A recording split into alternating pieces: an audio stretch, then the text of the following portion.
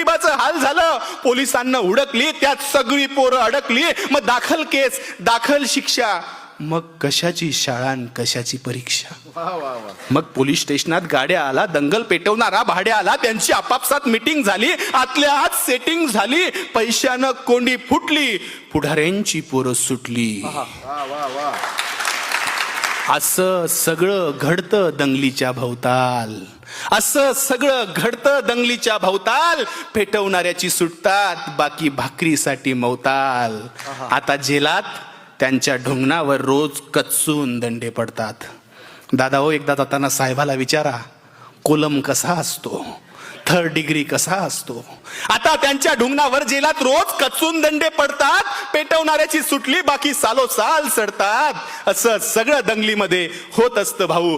चल दंगल समजून घेऊ, खरं खोटं तपासून पाहू.